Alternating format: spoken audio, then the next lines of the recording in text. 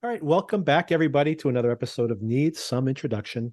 In today's episode, Sona and I will be discussing the fifth episode of A Murder at the End of the World, the FX series on Hulu, called Crypt. Is this just a crypt for all these people, Sona? Is that what's going to happen here? I didn't realize what the title was. That's very interesting.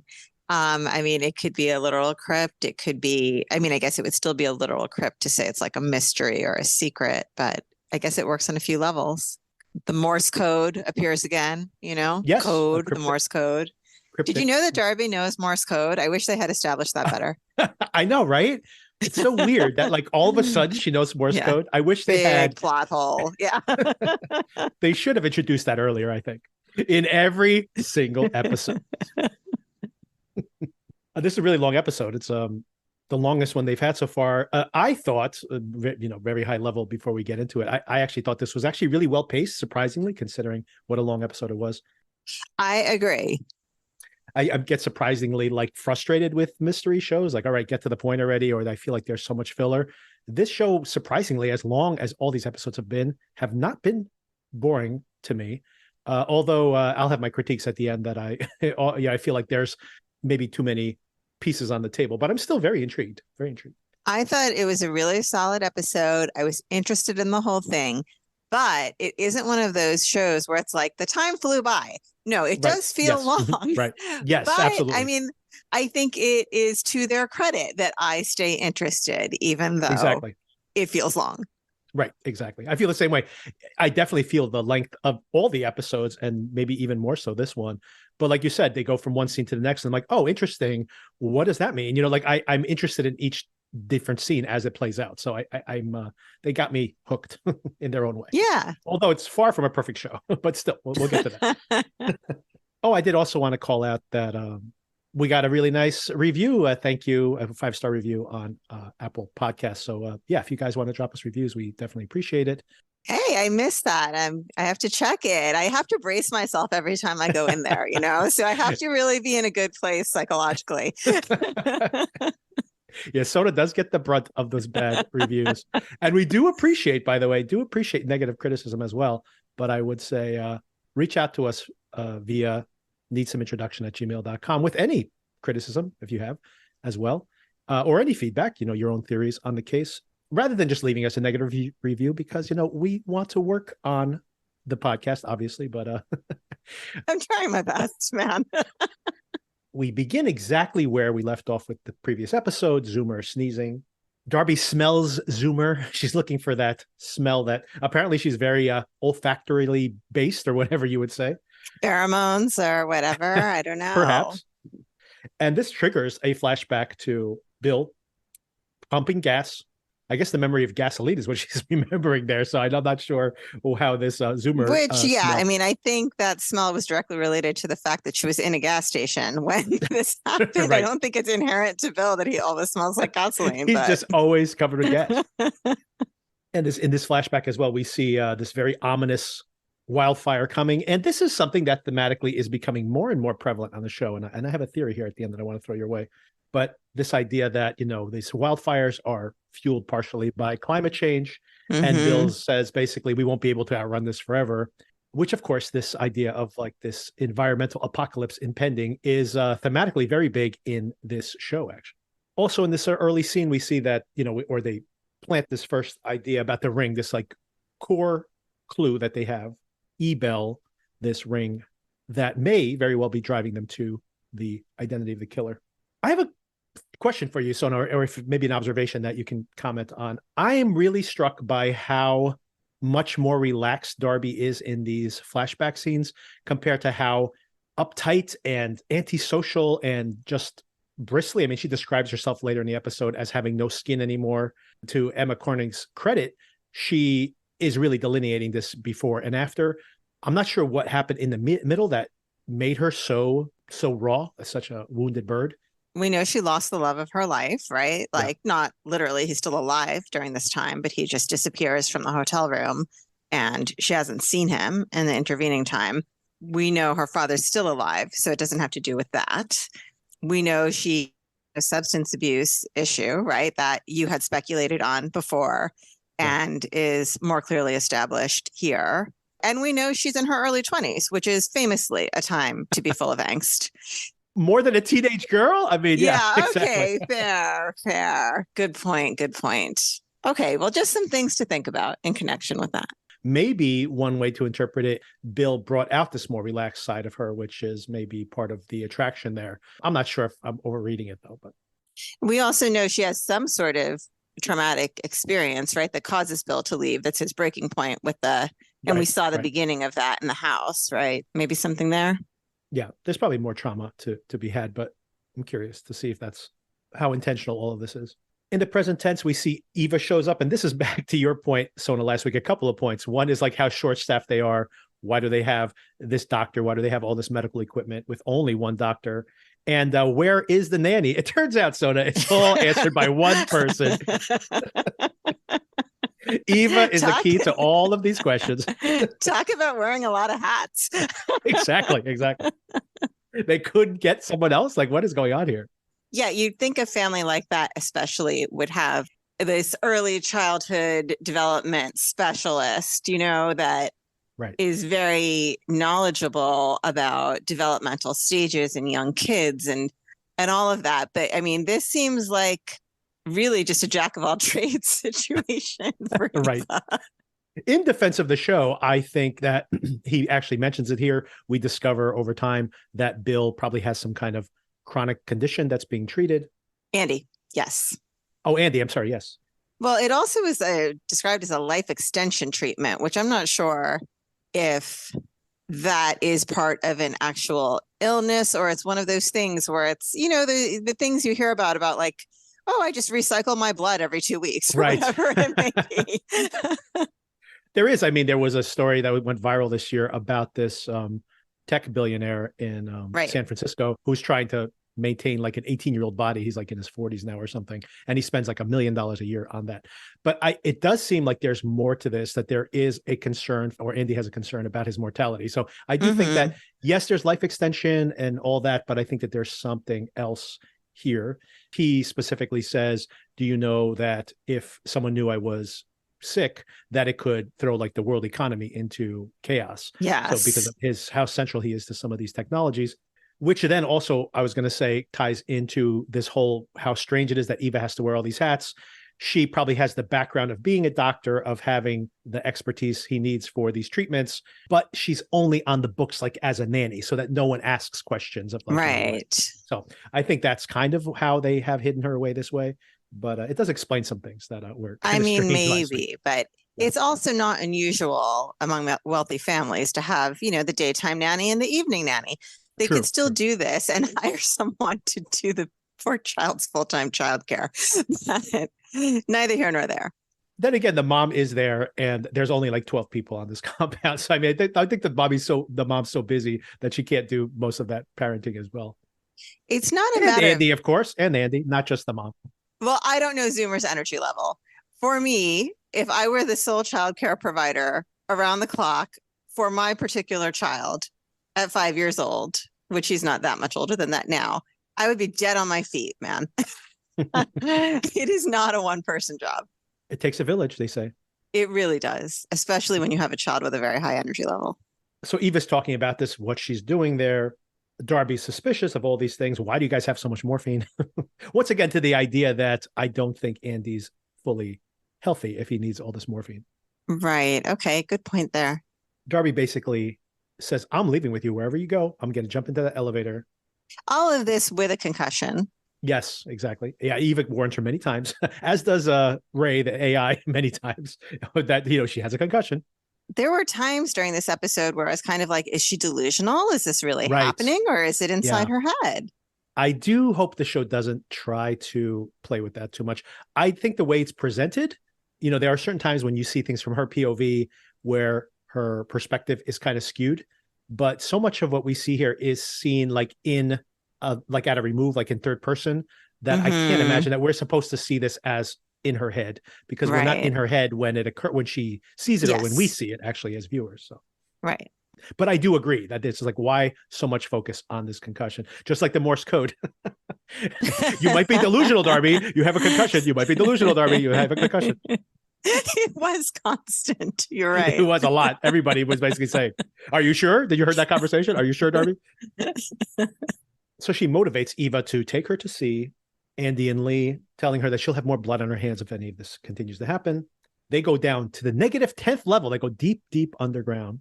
And Clive Owen is here playing. Andy, of course, he plays this very nonchalant, "Come in, let's have a conversation." She says, "You might not want Zoomer around for this." This is where Lee takes Zoomer into the other room.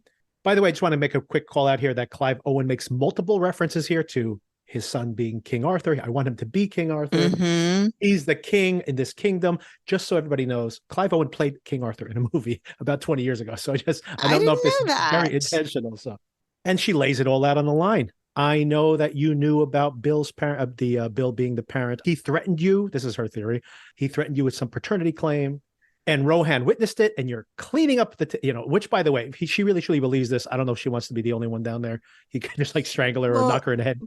Part of the reason that during this scene is kind of like, is this really happening? It all just seemed really a little surreal to me. You've gone down negative 10 levels, right. This underground bunker that was not built to look like a normal home, but does seem to look like an underground bunker, right? Like it's a very strange structure that's there. I mean, not crazy, but like doesn't seem quite normal to me. And the way he just invites her to sit down with them for dinner, all of this to me seemed very strange, but I guess it was really happening. Well, she gets confirmation, right? Because Lou May later on says, they basically took us down to their residence and it was a bunker, right? Yeah. So we know that definitely happened. And once again, if all of this is happening, including the questioning of the suspects and stuff, then I'm like, okay, well, this shows, they're not playing fair at that point, but I'm pretty sure this was all. No, that's the conclusion I came to as well. It just had a very surreal feel to it. Maybe because she has a concussion, maybe they tried to add that. I don't know. I do agree, by the way, even just in the framing, you see him when she's looking at him, the arches are something like out of a medieval castle. Once again, the idea of a king. So I think there's definitely references being made there to him casting himself as this king of some kingdom. The question remains as to what kind of power he thinks he has. I did very much enjoy, by the way, that when she accuses him of this, that this like smirk breaks out on his face. He seems so entertained by her. I assume at this point that he knows that she's misinterpreted these clues and he just kind of smiles to himself like, oh, she's so wrong. I feel like all of this scene made Andy so much more likable to me. Yes. Than he had. Not that I actively disliked him at all, but I feel like there was some distance from him as a character. And here I felt like he really endeared himself to me with the way he had this conversation with Darby. I do think he might be abusive, though, when we get to something that happens later on. It's hinted at here. Like we see him lose his temper at one point, which I think is important. And then we do wonder, kind of jumping a little bit ahead, but we do wonder why Lee is potentially having an escape plan. It could just be because she wants the money. There are ways you can interpret that where she is more nefarious, but she could just be afraid of it, right? And that is possibly a theory that we need to consider. That hadn't occurred to me. That's very interesting. I'll flesh that out, my theory on that a little bit more in a minute. But, he comes out with the fact that he was sterile. He knew this from an early age. He's adamant that is my son 100% because Bill only provided the hardware. I'm provided the software. So nature versus nurture. He's definitely on the nurture side of this whole conversation. Yes. He also mentions, bringing up the kingdom again, saying that you think this is about Bill because you loved Bill. This isn't about Bill. This is all about me. Once again, Andy, she may be wrong, Darby, because of her own bias, but Andy could be wrong about this as well, considering that, of course, he sees everything from his perspective, that this is all to sabotage me. Someone's trying to hurt me. Yeah, this whole scene to me was like, well, we all have main character syndrome, don't we? Exactly. I mean, legitimately, I think everybody on the show, which is maybe intelligently what the show is addressing, but we'll see. And then, of course, he says someone's trying to take away my kingdom from me, right? So once again, the whole kingdom analogy. Of course, as he's framed in this medieval archway, so it's like once again. So he does admit that he needs to go for these treatments, whether it's life extending because he has some chronic condition. I think it's a combination of both because, once again, he explicitly says, if anybody knew I was sick, it would throw the world's economy into disarray. So why bring that up if he's just doing this to experiment on himself with life extending technology? And once again, a lot of this stuff is very experimental, even this stuff that is out there. If you are so valuable to the world economy, why experiment on yourself? You might want to experiment on someone else before. take it yourself. Or maybe he has. Maybe he's funded some kind of studies and now he's taking advantage of it. All that is to say that he is very concerned with his life extension and maybe why he is so adamant that this is truly his son, even though biologically he's not. Yes, that's his legacy. Also, conveniently, we find out that he was taking his treatment while the murder actually occurred. We see that he turns out, this is very conveniently, by the way, this is very murder mystery convenience, whether it is, an old school guard was making rounds, but they happened to not be there at the moment when the murder occurred. So the convenience here, of course, is technological. So this is a LiDAR that can basically render a 3D version of the compound at any time.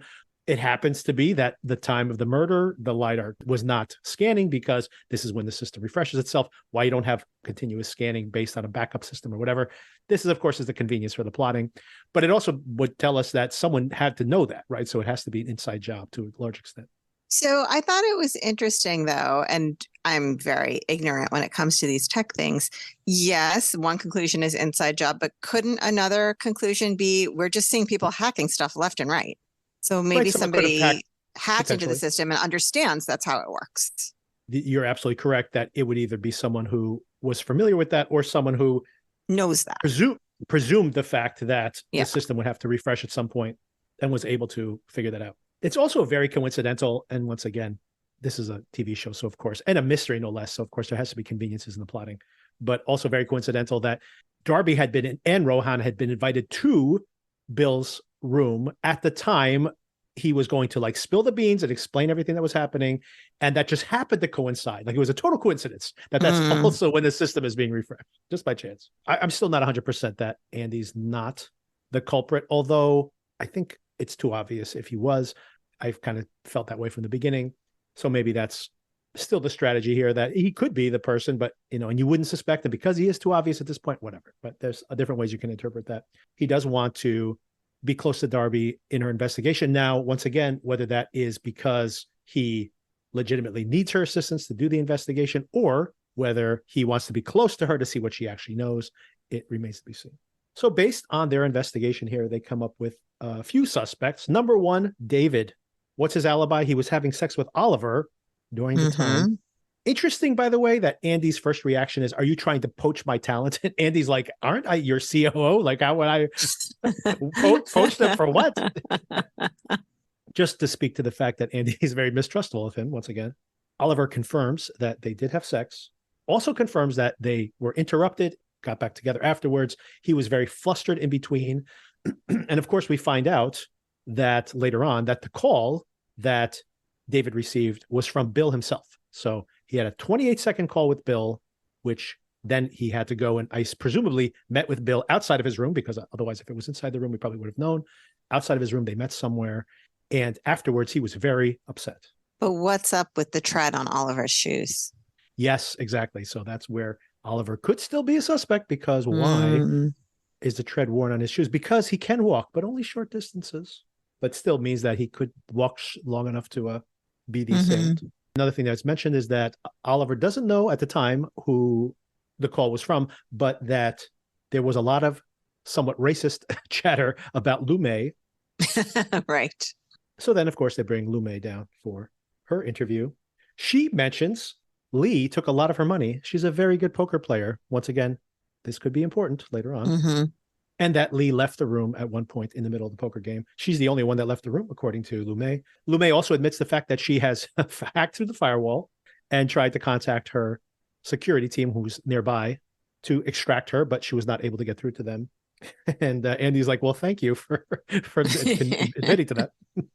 She also, once again, I don't know how this is going to pay off, but does mention the fact that, Andy, I could help you once this is over, because I have some technology that my engineers have come up with where we can anticipate crimes based on people's psychological patterns and their criminal histories and etc. Basically, she has created her own precog, a little Minority Report. I was about to say, I think that was a movie. Yeah. Right, exactly. And then they get interrupted. A reporter from the Wall Street Journal contacts Andy, and they have discovered the fact that something's gone on, that they're isolated on the compound, trapped there by the storms, and that maybe even something more nefarious has happened there. This is when we see Andy has a temper. He freaks out, but then takes the call, calms himself down immediately to take the call. So once again, something interesting. We've never seen him kind of have that pivot in his personality, but that could say something. And this is when Darby gets to wander around the turret of this building, basically, and comes upon Lee and Zoomer in their room. And a whole bunch of stuff happens here. So this is actually a pretty fascinating scene. So Darby tells Lee that I shouldn't have come to you first, but I did mention to Andy that Bill was the father of Zoomer. And she seems perplexed even by this and kind of laughs to herself and goes, "You said that to my husband?" And then she goes, "Well, that's when Andy told me so." And she's like, "Andy told you what?" And she starts to get upset about this. And this is where I think that he may be abusive, because if it turns out that, for example, she did not know that Bill was the father, like has she been impregnated in this medical facility in some way, or that maybe she did indeed know that Bill was the father of the child, but didn't know that Andy knew. Two questions this raises for me. One is, Lee's good poker player or not, Lee seems to be very upset about at least some of what she's heard. There's retching. Yeah. Yes.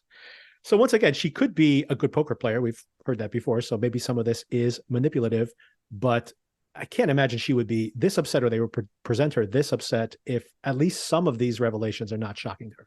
I agree. But more importantly is, why would Andy come out with all this? I feel this is like the bigger mystery to me. I feel like everybody on this show is trying to manipulate everybody else, and we don't know what parts of what they're saying are true or not, which keeps me intrigued, by the way. I do hope it pays off, but I'm still intrigued because of that. Why would Andy have told Darby so much? It's almost as if he wants Darby to reveal this to his wife, right? Like, if he has never told his wife that he is sterile, how would he go tell Darby and then not think that that could leak back to her? Like, it's very strange. Yeah. I mean, I had questions about this too, in that I know when Darby and Andy were talking, he said he hadn't told Lee, but I had read that to mean back when they met, he never told her, but that I assumed such a big thing would have at some point been discussed between them, especially when she was pregnant. So I was surprised that, according to what we saw, he had not told Lee ever that he was sterile, first of all, and just like ridden out this whole pregnancy thing with like this agreed upon lie amongst them. I also was, I mean, maybe this is where the head injury comes into play. This seemed like a lot of information to casually drop on somebody the way Darby did. I don't know. I mean, maybe that's her style, take people off guard. I don't know. But like, to me, that it just seemed like a lot that was not necessarily directly related to the murder, the mystery at hand, to just go ahead and get into. I mean, she really could have stood her ground with like, you should hear this from Andy directly, right? Exactly. She would have, but she didn't. She just folded immediately. So I'm not sure. It all just seemed off to me somehow. Yeah, all of these interactions are, I think part of it is, like you mentioned, like the show telling us stuff like it has in the past. Yeah. So this is maybe how they're using these conversations to just expose all this information. But it does, to your point, I agree that I think that there's more going on here, because why bring up so much information? You could have very well had even Lee pressured Darby in her room for, I need to know that last piece of information to eventually have it. So once again, it almost feels like they are doing all this because there is some additional manipulation going on. Like, I do wonder, like, why would Andy reveal this secret with his wife? I mean, she literally has just walked out the room. She could be walking down the stairs at this moment as he's revealing this. So, right. So I do wonder, like, why is he, if this is an additional manipulation in a way. I also love the fact that this all leads to, as you mentioned, Lee leaves the room. She's retching in the bathroom.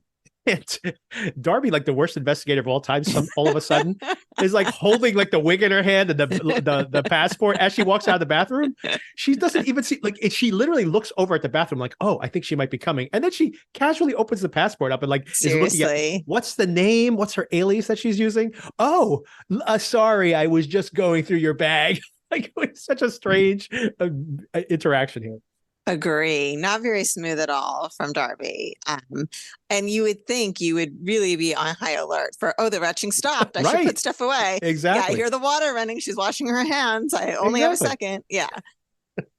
She's so casual in the way she's like, looking at this. She could at least like go into the hallway. Like, I don't know, like do something to hide her actions. I don't know. It's bizarre. What do you make of this though? Like she obviously is planning an escape. Was she trying to run off with Zoomer? Do you think that's the case? What do you think her plans are here? If you could guess something. I mean, I didn't think that at all until you brought up this abuse idea 5 minutes ago.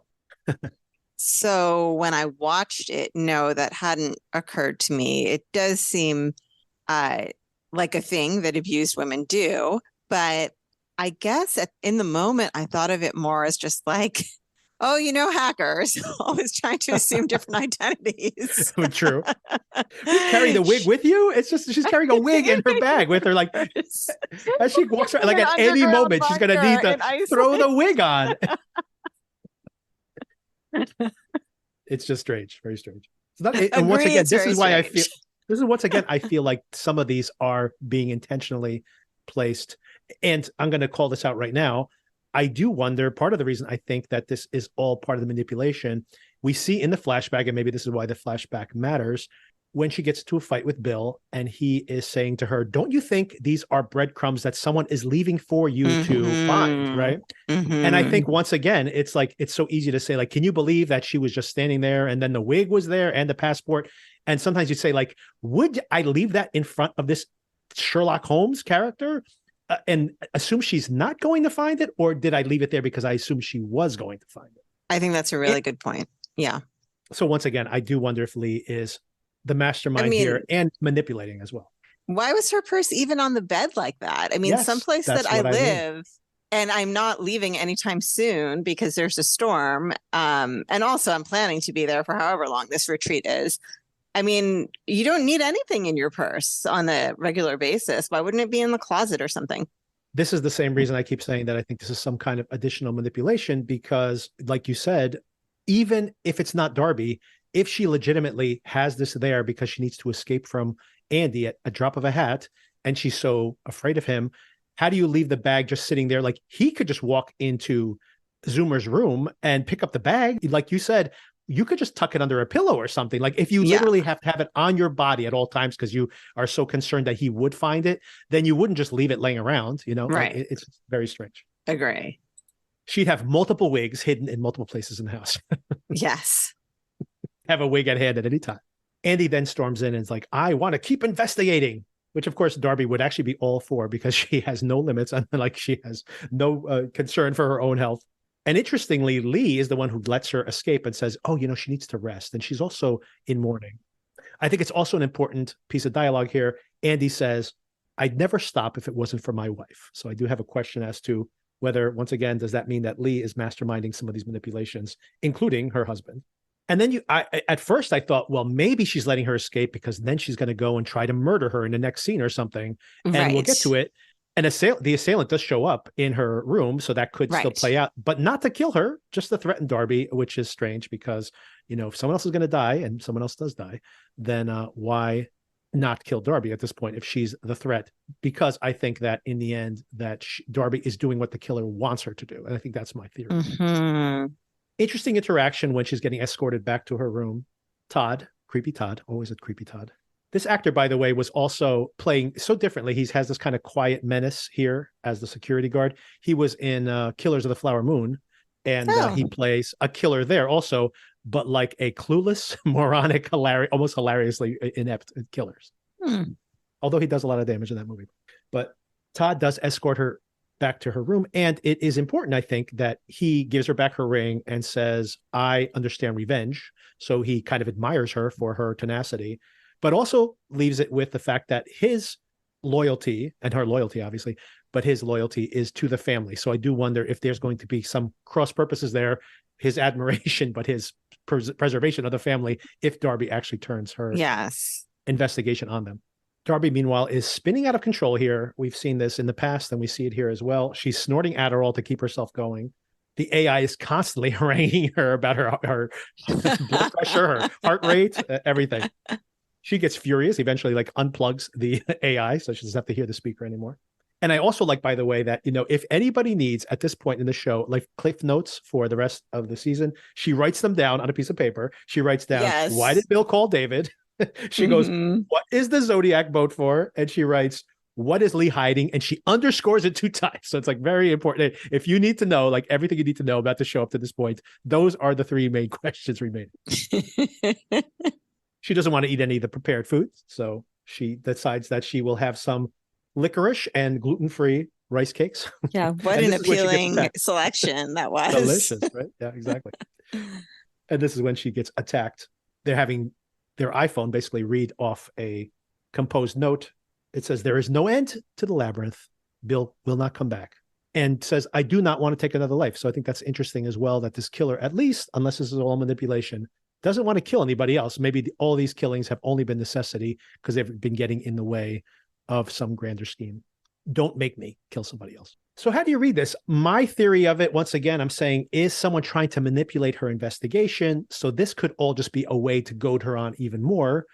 Or is it potentially that this person has really only killed out of necessity, right? They're just trying to protect someone or some discovery, and they really haven't intended to kill anybody. It's just been slowly getting out of control. I took it as the latter.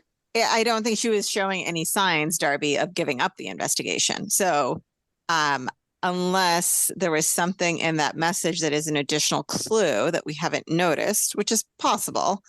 Otherwise, I think even if she's being set up to go down a certain path, I think she was going to continue down that path regardless. So I don't think she needed any push in that direction.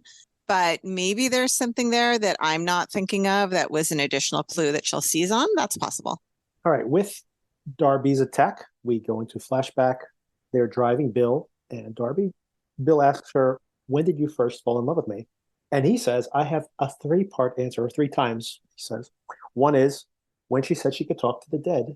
The second one was when he saw her. By the way, this is actually a really nice scene in the show. That moment, speaking to the chemistry of the actors, that moment when they see each other in the bar for the first time, his look of like delight on his face, it really feels like they make an instant connection. So once again, this show to a large extent is working because we buy the connection between these people.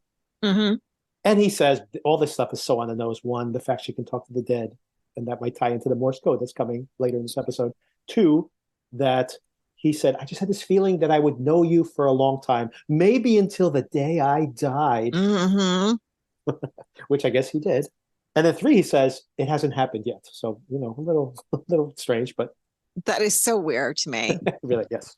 And then she kind of puts up her little attitude and she goes, well, maybe I haven't fallen in love with you yet. And then she gets distracted by her online investigation. He gets annoyed by that she can't engage emotionally with him and that she's obsessed or fixated on her obsession. From her online investigation or sharing the ring, photographs of the ring, she's discovered that, or someone has suggested that this is an old ring, like almost 100 years old. And that leads her in a direction which eventually pays fruit here on the show. But more importantly, is that in this moment, Bill is really annoyed by this whole thing. And they lead to an interesting conversation where very on the nose, this dialogue. But I did like this scene. It actually did work for me because I do like seeing these 2 sides of technology where everybody thought this thing was going to be some kind of new gadget. If they had advertised this as just like you're carrying a smaller version of a computer in your pocket all the time, it just would not have taken off the way it did. But now we're all obsessed with it. And he says that technology or being addicted to our smartphones is maybe worse for us than smoking back in the day.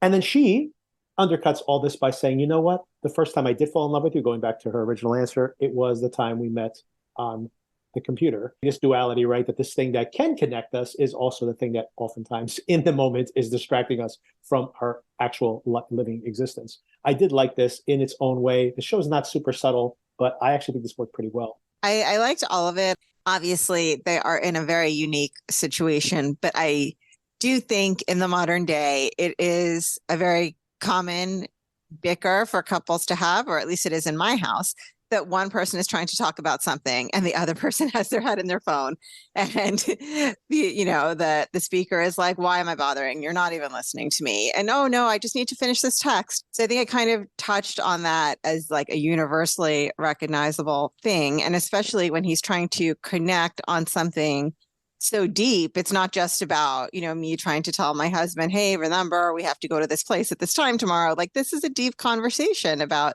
when they first fell in love with each other, and she's so preoccupied by this investigation. I also, by the way, wondered why how she had such a great signal in the middle of the desert. True. Good point.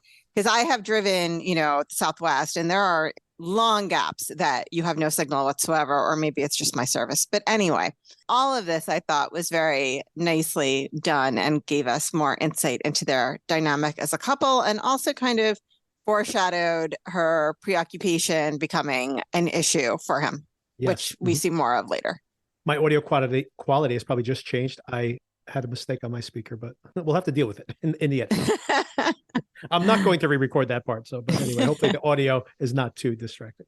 So in the present day, she wakes up from this attack. She notices that the assailant hasn't even closed the door behind them, has walked out into the snow, but we do see those footprints disappear in the snow. Importantly, in case you wanted to follow them, then they are probably fading out by the wind.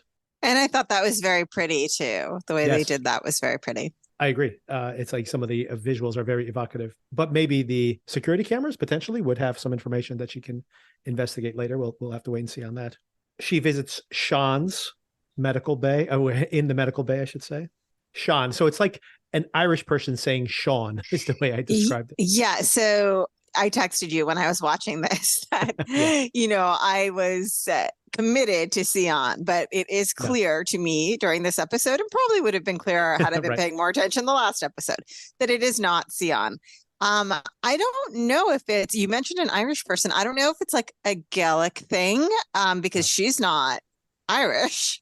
Right? Oh, it's definitely not. I mean, I was reading it. Part of my confusion in this, pronouncing it.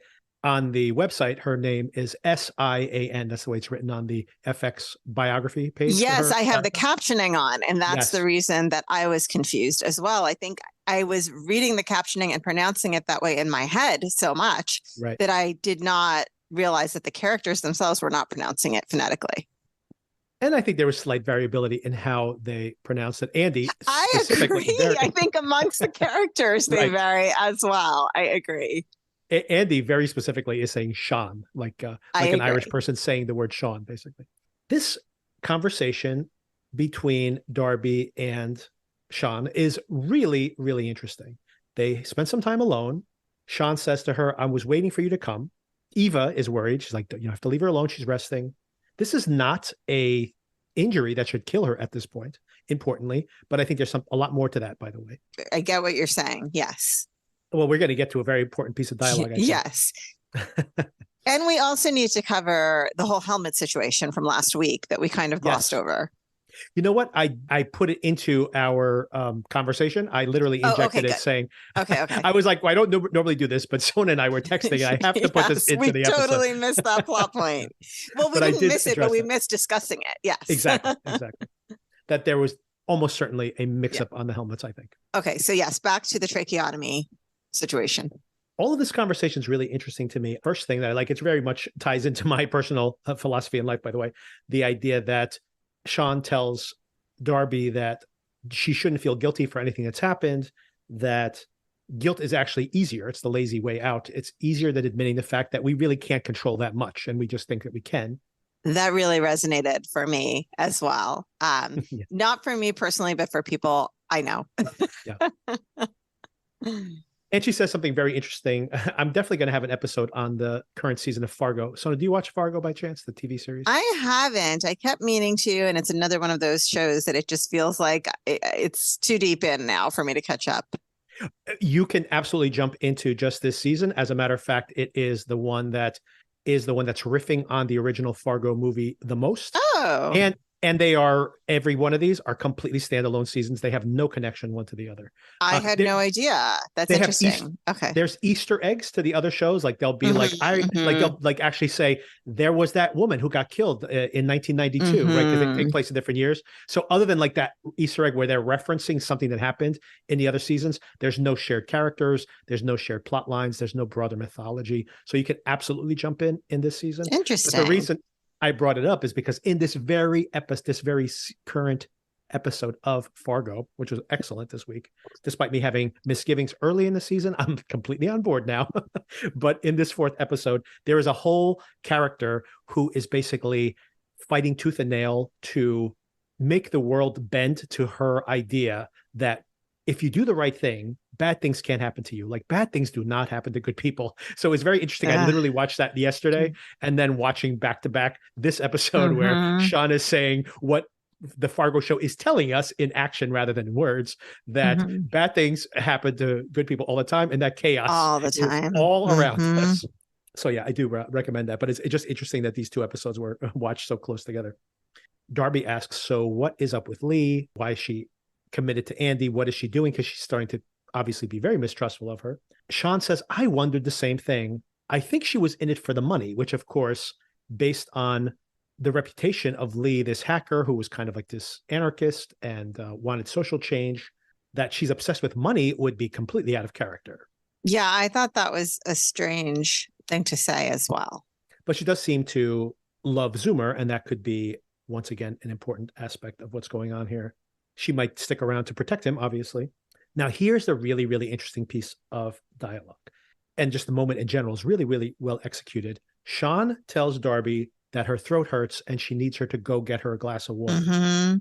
As soon as she's about to go get the glass of water, she grabs her desperately, like her last moment of life, basically, knowing that that's what's happening. And she says to Darby, what a way to go. And then she goes, go ahead, get me that glass of water. And of course, Darby exits the room and she dies. But she knows at that second that she's going to die. So she is somehow part of this conspiracy and knows what's about to happen to her, which I found this whole moment really intriguing. I found it confusing. Yes, both things. I agree.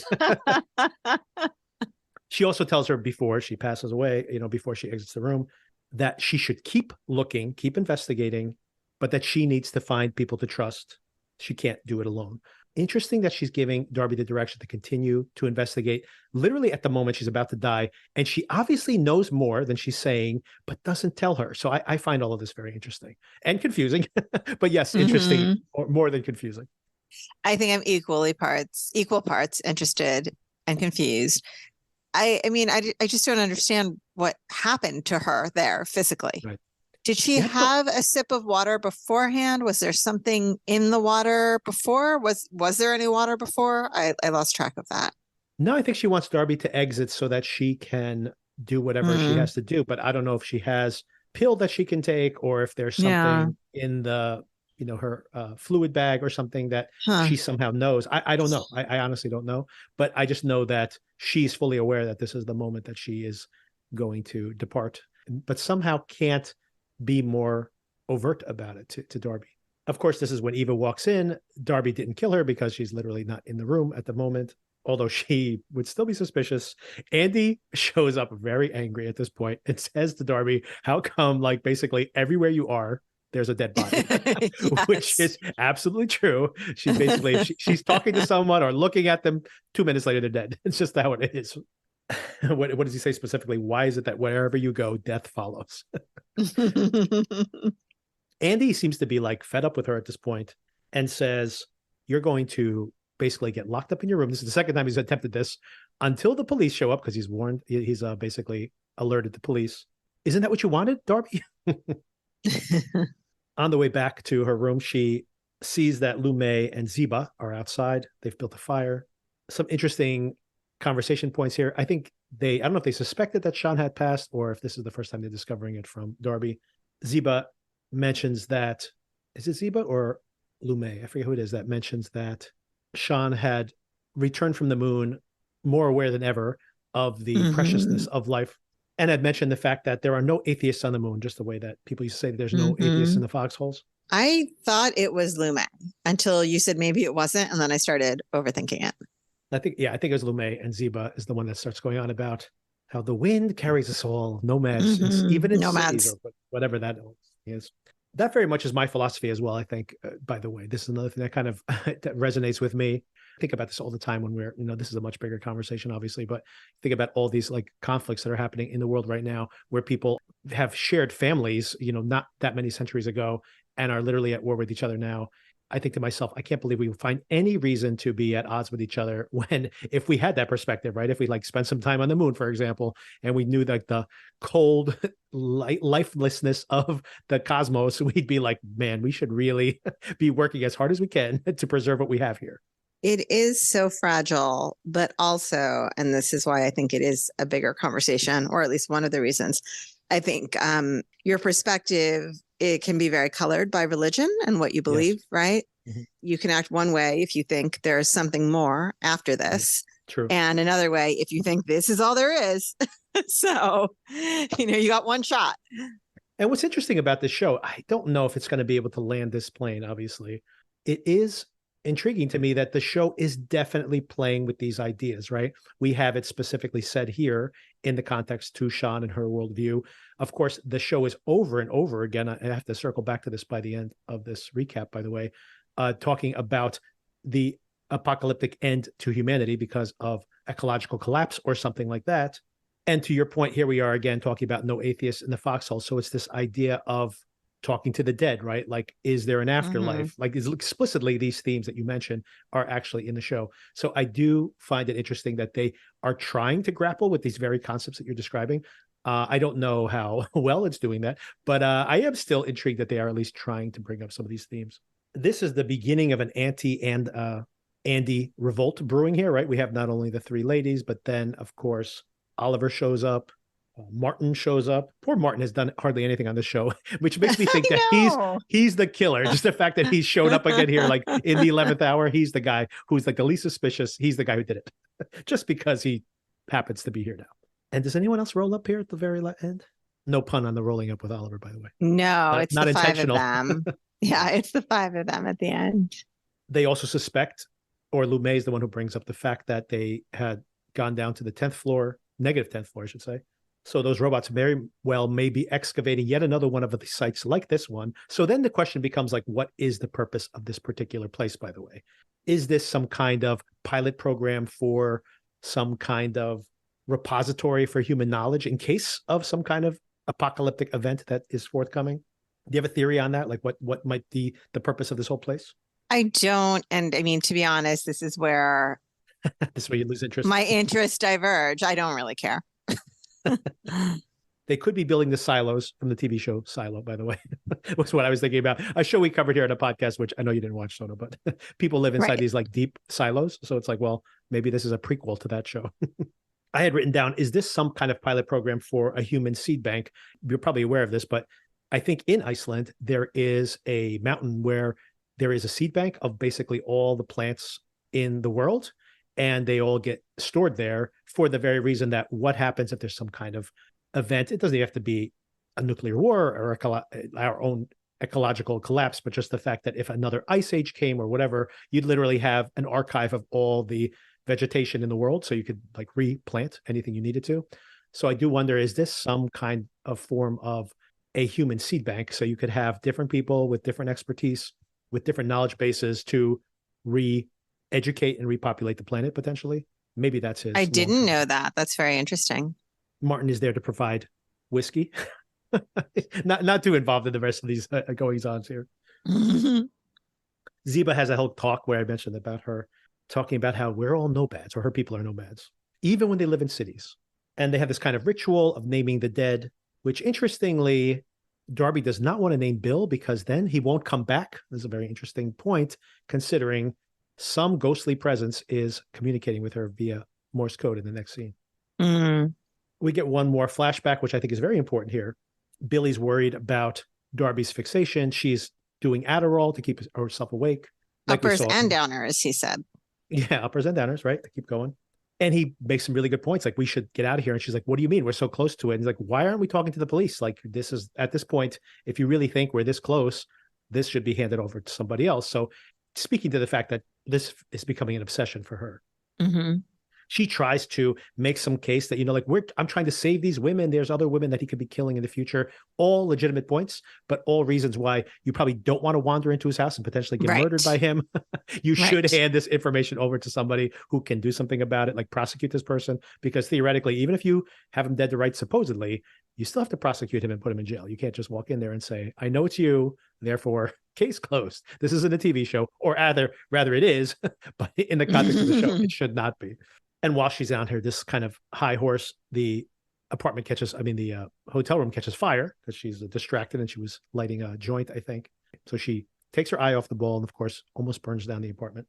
But Bill makes a very important point here, which I will tie back to my commentary earlier, that he says, don't you think this is all very convenient? All these breadcrumbs being left out for you. This is someone who wants you to find these breadcrumbs. And shouldn't you ask yourself why? Like, are we walking into a trap of some kind? Which I do think is important when we consider some of the obvious clues that she's found in the current investigation. I agree with that. I think he's making a great point. And I feel like, I'm not sure, have we come full circle to that first episode and where we kind of pick up with them? Not yet. Not yet.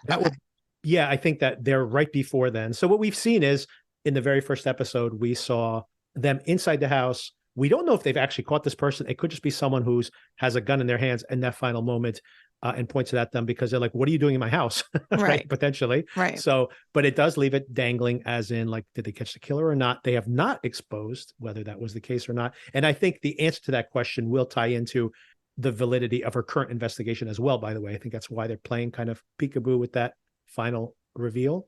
And this could also be why she has this kind of PTSD. Maybe she's had different experience there based on all of that. And then the only thing we know about it, the fallout afterwards, is Bill saying to her when he leaves that, we could have died. What were we doing in that house? Does that mean what were we doing in that house? We should have been there with backup, or what were we doing in that house? We were completely wrong. Like, that still remains to be, revealed. Right. So we almost see like the immediate before after. What's missing, and I think is we're not going to see until very close to the end of the show, is what happens there in the middle. Yeah. Okay. And we also see here, by the way, Bill speaking the lines in their context that we've seen multiple times before, where he says to her that, I think I would have to die for you to fall in love with me. Once again, because that's what's happened here on the show, right?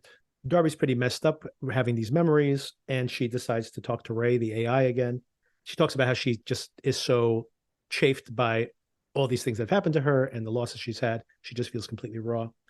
Actually, now that you're saying this, didn't she tear that system out of the wall? She did at one point, but she rewires it when she comes back into the apartment. Oh, okay. I missed that. Okay. Yeah. Right before she initiates Ray here, she basically puts the wire back, and then she puts the speaker back into the wall. And then she asks Ray to visualize, or whatever it is, that when he makes himself visible to her. And he does his low tech version of therapy here. Tell me more about that. And then during this conversation is when the Morse code comes. Sona, did you know that Darby knows Morse code? I wish they had mentioned it, because it doesn't make any sense that she would know Morse code. Exactly. And the lamp is blinking. And then I really wondered, like, this is very interesting because, or is it? But why? Because who would know at this point? I mean, we all know, obviously, but who else would know at this point that she knows Morse code? So, of course, there's Bill, who's communicated with Morse code with lights in the past. Who's dead. Yeah. Who's dead, exactly, supposedly. We have SHON, who she has that whole conversation about Morse code with her. Is it in her book? Maybe that whole incident that we see played out is in the book, and maybe somebody knows this and is manipulating her with the Morse code, even using the lights like Bill did to emotionally manipulate her, or even convince her. I mean, she literally was saying that I want Bill to come back in the previous scene. So maybe the killer was there and is manipulating her in this way, possibly. But if that wasn't written in the book, then who would even know about the Morse code thing? I don't know, except just to say that Morse code seems an uncommonly common way of communicating in this series, and that Rohan was also doing it, right? Right. Good point. Yes. Mm-hmm. I get what you're saying, but then again, maybe it's just accepted that everybody here knows it could be Morse like code. that common. Everybody knows it. That's possible, right? It could be. Or at least that you would be smart enough to recognize it's Morse code, record what it is, and then go translate it. And the Morse code turns out to say, I know why Bill called David, and meet me at the pool at 10 o'clock or 10 p.m. or what is it, 2200 It was 2200. pool.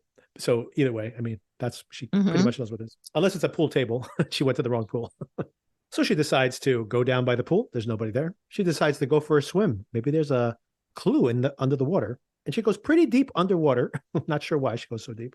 And then the pool closes over her and she's trapped under the surface and there's someone standing there in the last moments of the episode. Very tense. It is, and it's not, because there's no way she can die at this point. So. No, you don't think? No. And I was really waiting for that because every episode's kind of had this little mini cliffhanger. So I was curious to see where it was going to end. And I'm like, well, this is not a very satisfying one because, like I said, I mean, it would be quite a twist if they killed Darby off at this point. And someone else continued maybe Ray, the AI, continues the investigation. What a strange direction for the show to go in. And that takes us to the end. Do you have any suspects, any theories? What do you have? Anything? I mean, this is always one of the very stark differences between you and I, is that I'm kind of just along for the ride, watching it as it goes along. If anything isn't very blatant, I'm just kind of like, interesting. And I turn off the TV and I move on with my life. And that's it. Whereas I think you have some kind of innate ability to pick up on little clues and piece things together, even if you're not consciously doing it. So I ask you, what are your theories? That's part of the pleasure for me. And like, I like to, especially in the show, because, with a movie, I can basically just see a clue and kind of absorb it, kind of ignore it, because I know it'll be wrapped up soon enough. I think with the show, it really invites me to try to think of what the direction the show is going in, especially with a mystery, honestly, because they are leaving me clues for some reason. And that's kind of the pleasure, part of the pleasure for me anyway. I've kind of laid out all the theories I have here. I think probably someone's manipulating Darby, and she's probably wrong foundationally about some of the observations she's making. Well, look, how many episodes of this are left? Two more. Okay. At this point, I kind of think it would be disappointing if it were one of the guests. Yeah. Do you agree or no? As opposed to someone who works in the compound? I mean, it better not be someone we haven't seen. Andy, Lee, even Marius. Yeah, if it's one of these people we know nothing about, it's not going to be satisfying. It has to be somebody that we have some relationship to at this point. Yeah. So I don't think it's any of them. I mean, I'm kind of backing into this in a way, but just from a plot construction standpoint, right? I don't think it would be satisfying at all if it was one of the guests. Yeah. And we saw them all sitting around the fire at the end. I mean, none of those people are compelling candidates. Right. Yeah, if it was Oliver, all of a sudden I'm like I care. Why do I care? Well, you know what? Why I'd say that why I do care is there are so many pieces here they've laid out on the table that are unexplained and to a large extent. I'm more interested in the why someone is doing this rather than the who did it, to be totally honest. And maybe this stuff is not going to coalesce in the end, but I think that's what's intriguing for me about it, right? Like you have this idea that there is this project that is for the survival of humanity, potentially, like in some an apocalypse that Andy thinks is imminent, right? And then you have that aspect of the story. And then you have the whole backstory of Darby and Bill and their relationship and what happened in that gap that we still don't know. And how does that potentially tie into what we're seeing here? And then there's like, what did Lee know? What is Lee's game? She's obviously more central to what's happening here. She's definitely going to be foundational to the resolution of the story. And like, how does she fit into this beyond just being like Andy's wife?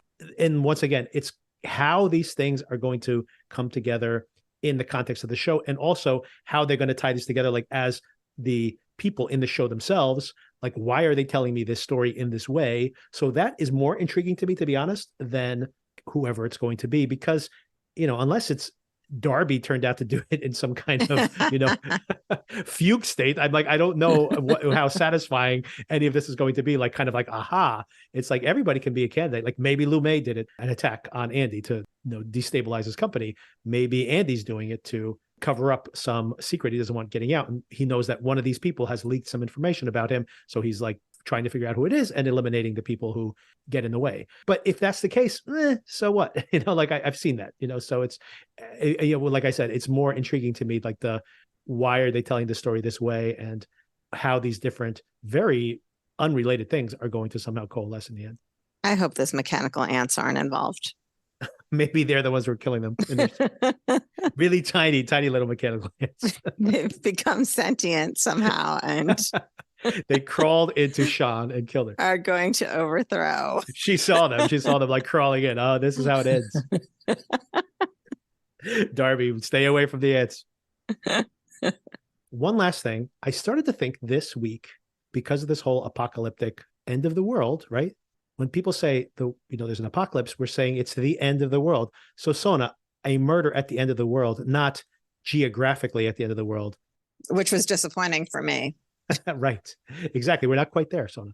So to that point, a murder at the end of the world, like imagine this is like the apocalypse is imminent and there's a murder that occurs at the end of the world. And I wonder if that's what we're seeing here. Good point.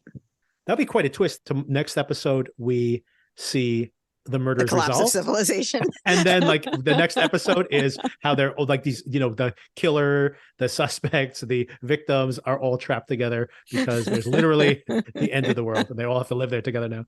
Awkward. They have to eat a lot of licorice and a lot of gluten-free rice cakes.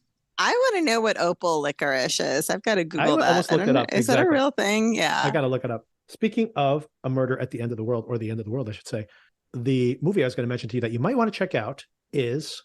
Oh my God, it's salty licorice. I don't want anything to do with that. I'm sorry. I Googled it while we were talking. I was about to do the same thing. But the movie I was going to mention is Leave the World Behind. Have you seen the trailer for this? I have not, but I do think somewhere in the background of me working from home, I heard an interview with Julia Roberts about it. Yes. Mm-hmm. Yes. But I didn't really absorb too much except, Julia Roberts is in a movie that's coming out. Julia Roberts and her husband, Ethan Hawke, go with their kids to stay at an Airbnb out on Long Island, I believe it is. Oh, nice. And then Mahershala Ali and his daughter show up basically saying, well, something's going on in the city. There's some kind of blackout. And we've come out here. And then there's this mistrust between them. Like, is this guy really the owner of the Airbnb? And the movie definitely has thoughts on its mind about our cultural conversation at this moment.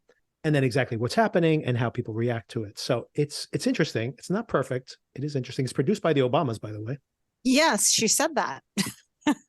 And it's directed and written by Sam Esmail, who wrote Mr. Robot and directed it. Not a full success, but yeah, if you check it out, we could discuss it here on the show. I'll definitely be reviewing it next week at some point. So, bit of trivia that I did pick up from that interview is that the Mr. Robot guy, Sam Esmail, I'm not sure if I'm already mispronouncing enough names. His favorite movie, according to the interview with Julia Roberts, is My Best Friend's Wedding, which I found surprising from the person who did Mr. Robot. It is surprising, but the interesting thing for me about that movie is that she's the bad guy. We're seeing a movie from the perspective of the bad guy. So I guess that might tie into Mr. Robot in a way, by the way. Interesting point. Maybe it was inspiration for Mr. Robot. So check that out if you want to. And everybody out there, check it out. It's pretty good. It's definitely a conversation starter. I'm finishing up the book now because I was so intrigued by the kind of unexplored possibilities of the movie. The book, to be honest with you, explores these themes even less, at least so far. I'm only about halfway through. I plan to review it and discuss the book as well in some future episode within the next week or so. So stay tuned for that. And it'll be on Netflix, so anybody can watch it. Most people have Netflix, so it's like gas. It's like a utility at this point. All right. Thank you, Sona. Thank you. I'll talk to you soon. Talk to you soon.